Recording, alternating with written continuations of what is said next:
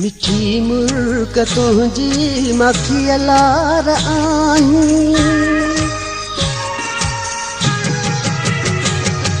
मिठी मुल्क तुंहिंजी मखीअ लार आहीं। मिठी मुल्क तुंहिंजी मखीअ लार आहीं। हा मुंहिंजे जज़्बनि जी तूं तार आहीं। हा मुंहिंजे जज़्बनि जी तूं तार आहीं। मिठी मुल्क तुंहिंजी मखीअ लार आहीं। मिठी मुल्क तुंहिंजी मखीअ लार आहीं।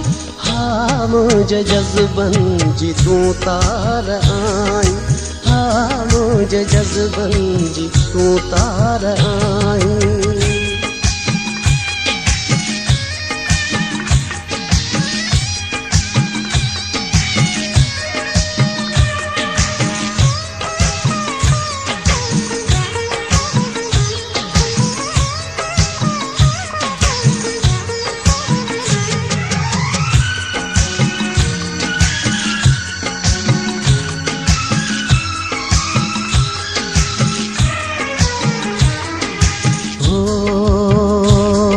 तेरे प्यार वारो भी पंध याद आहे ऐं कींझल किनारे जो हंध याद आहे।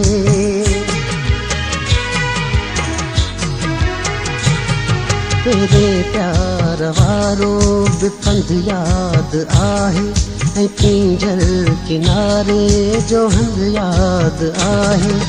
कालो को भी तुझो तज़िद याद आहे ऐं न कर कंदड़ सुणो कंध याद आहे। कॾहिं प्यार कॾहिं त इनकार आहीं। कॾहिं प्यार कॾहिं त इनकार आहीं।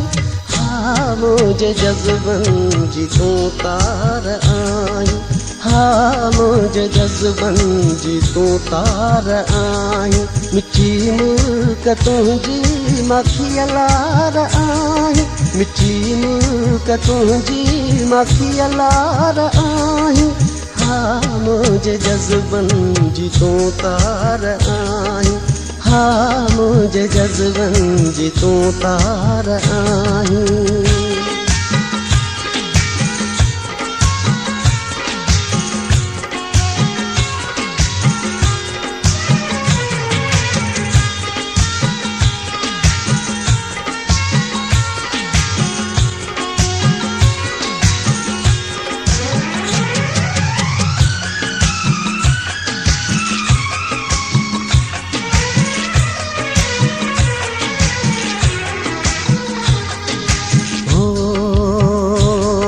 हिजाबी अखियुनि ते चङो रक़्स कनि थियूं।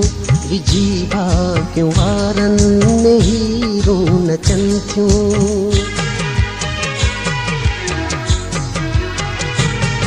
हिजाबी अखियुनि ते चङो रक़्स कनि थियूं। विझी भाग्यूं वारनि में हीरो नचनि थियूं। माणिक जी तकड़ी निछावर करे थी। कायनात तोते बावर करे थी। हुस्न जे हुकूम जी सरकार आई। हुस्न जे हुकूम जी सरकार आई।